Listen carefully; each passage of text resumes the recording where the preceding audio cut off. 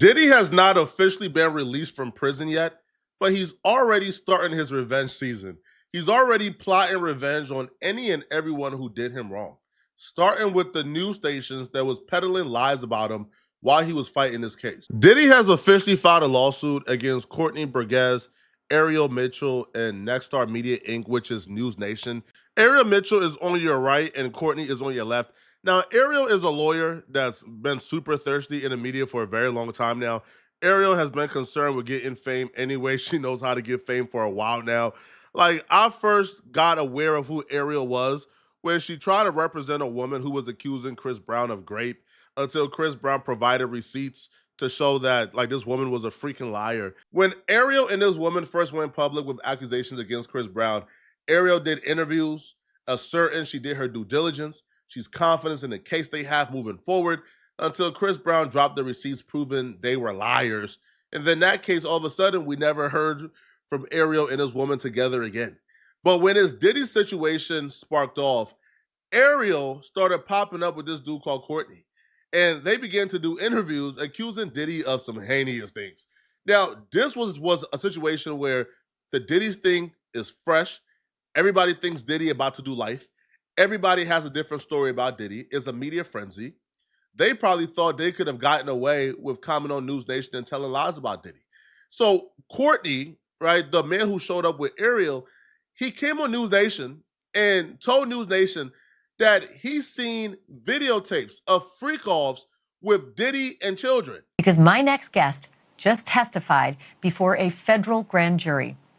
He says he was in possession of a trove of digital evidence from Diddy's freak-offs and parties. His name is Courtney Burgess, and he says a friend gave him 11 flash drives that belonged to the late Kim Porter. And if you follow this story, you'll know that Kim Porter is Diddy's ex-girlfriend and the mother of 4 of his kids. On those drives, the witness says 8 videos featured 8 celebrities at Diddy freak-offs or parties, and that 6 were males, 2 were females. The drive also included a manuscript of an alleged Kim Porter memoir, a memoir that her 4 kids insist is fake.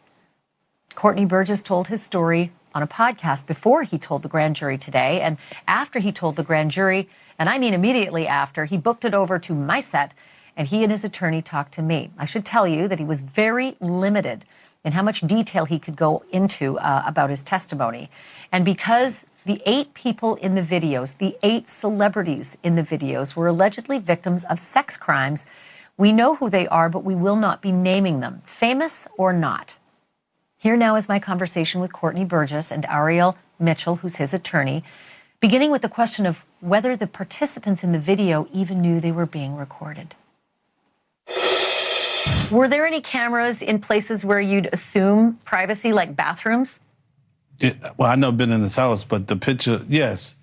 That's where it took place, yeah. This dude's story is actually pretty crazy. So this dude, after the Diddy situation was gaining steam, he went on a podcast and talked about how he's Kim Porter's associate.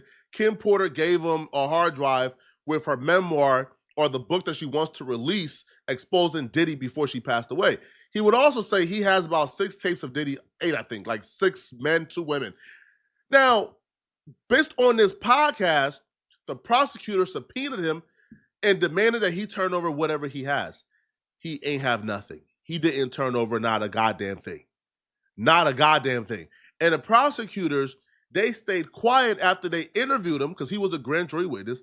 After they interviewed him, the prosecutors stayed quiet because they didn't want to have this huge egg on their face that this dude essentially trolled his way, like he trolled his way into being subpoenaed and as a grand jury witness. It was crazy, right? So he didn't give the prosecutors nothing at all. He even did a TMZ interview where he would admit that he never met Diddy whatsoever. He never met Diddy. He was never in the same room as Diddy whatsoever. But somehow he has all this information on Diddy, and he wants to believe that this all came from his ex-wife, Kim Porter. Have the feds been in contact with you? I did watch your YouTube interview. I saw as of 2 weeks ago they haven't been in contact with you. What about today? Yes. So they have been in contact with you. Is that why you're here today? Yes. Okay. Homeland Security. Oh, wow. So were you surprised, or was that the call that you were kind of waiting for? Surprise. Oh. Do you feel like the interview had had anything to do with it, or? Yes. Yeah. How do you know Sean Combs? Generation. You know, Frank Lucas was my godfather and his father, and then we both was in the music business for 30 years together. So you personally know him? Not who personally. Sean Combs. Not personally. But you know of him. He knows of you. Yeah. I used to be with Tupac, Hussein Fatal. He stopped a lot of my music. A lot of other people who didn't care about him. You understand? That's not around today. You made a lot of allegations, right? Are you expected to eventually turn those things over, or? Well, that's what we're going to head over to do now. So we have a hearing now to determine what we're going to do in terms of what documents we'll have to turn over and what documents we do not have. So why were you in court today? Just to give testimony to the grand jury. He was subpoenaed by the court, so as we all know, if you don't answer a subpoena, the marshals will come to your house as they came to his house, and they will. Ariel, do you believe that the subpoenas were issued and executed based on the federal authorities' knowledge that these flash drives existed and had this kind of compromising material? I think it was based on statements that Mr. Burgess made in a prior interview.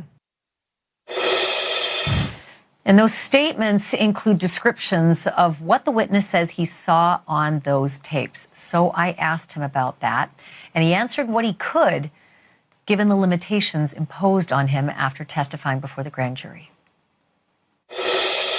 Out of those 8 videos, 8 celebrities, 6 men and 2 women, how many of those 8 celebrities were close to being underage or potentially underage? 2 males. 2 males. And of those 8 celebrities, how many of them were intoxicated or under the influence of drugs?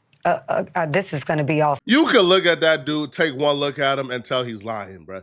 The dude even looks unsure about his allegations or the accusations he's even making against Diddy. Right?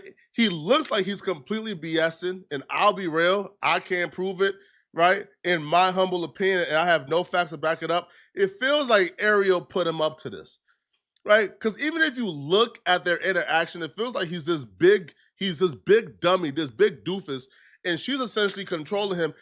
Again, my opinion, I have no facts to back it up. That's completely my opinion. But that's how this would appear to be, right? Now, during this interview with News Nation, this dude, if I'm Diddy, I'm in my jail cell watching this, and this is a dude who I've never met, I have no interaction with, we don't know each other, and you are on national television telling people that you have evidence or proof that I've committed these horrible things, you have these personal tapes of mine, you have a memoir from my ex-wife, and I've never met you in my life. I'm sitting back, bro, seething. So on News Nation, now News Nation did a wonderful job at cornering him, but they're also being sued for platforming this, which I don't know how far the News Nation lawsuit will go, but News Nation asked them very specific questions. He started off unsure, not wanting to answer the questions, and then he just gave it up. It feels like he started off not really knowing how to lie and then just dedicated to the lie completely. Speculation. I just want to preface it by he wouldn't know if they were right. Sure. Appeared to Let be me rephrase right, it. Based on yes. Understand. Out of the 8 celebrities who were recorded having intimate relations with Sean Combs, how many of them appeared to be either inebriated or intoxicated or under the influence of drugs? All of them. All of them. Out of those 8, how many appear to be potentially victimized? How many might have been victimizing? I think all, to be honest, all. Were victims They or victims. were perpetrating? Victims. They were all 8 were victimized, Yeah, meaning victim. this was happening to them and they were inebriated. Right. Not knowing, I guess, how much proof it was in it, what they was doing. And of those 8, how many seemed to be potentially minors? 2 to 3, possibly 3. 2 to 3. The prosecutors just took Diddy through a RICO trial. If this man had tapes, flash drives of tapes of Diddy being involved with young women, or young men, because at this point we don't know. Diddy is bisexual apparently. But you think this wouldn't have came up at trial? He got subpoenaed. They demanded everything he has. Do you believe that this wouldn't have came up at trial? Now, I think Diddy was smart for kind of waiting until trial concluded, so it could be without a shadow of doubt. And now at this point, Diddy is just cleaning up. He went to trial. If there was any proof that this man was involved on tape, bro, on camera, bro, and it's what, 8 celebrities? 2 or 3 celebrities when they were young? Celebrities are still alive?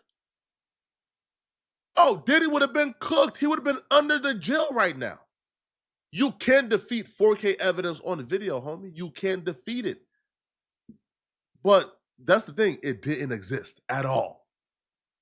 Now, so after saying that he has seen tapes, he has possession of tapes of Diddy involved with young women and young men, he would then speak on how in the world he got control or he got in possession of Kim Porter's memoir. Also on the flash drives, Courtney, was what looked to be a manuscript written by, it appears to be a woman who had taken Kim Porter's private journals and had written a book. Is that accurate? We don't know. I don't know how. Yeah. I don't know how. Who wrote it, put it together, but it was from her when I spoke to her. What you received on the flash drives, was it the completed book or was it notes from Kim Porter that later were made into a book? It was completed. It's only 60, Okay. only about 54 pages. It was Sure, and in the beginning, it says, Kim made me promise that if something happened to her, I would make sure this book became public to the world. The way Sean moved, I knew that was a promise I would have to fulfill. Kim knew I was a woman of my word, and this book was going to make it to print. So it sounds like it is a woman who wrote up the notes from Kim Porter. Does that sound accurate? It's how you read it, yes. I haven't even read the book. Do you know who the woman is? No.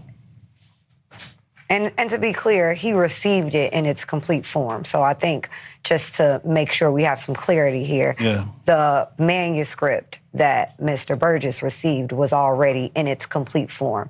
It's not that he edited it or changed anything. Got it. He did give it to someone else who then edited it, but that's not how he received it. Okay, so Ariel, did your client, Courtney, receive the book from the woman who seems to have written it, saying, I'm a woman of my word, and this book is going to make it to print? I don't know if he received it from a man or a woman. He can answer that. I received it from a man. I tell you, somebody she was dating.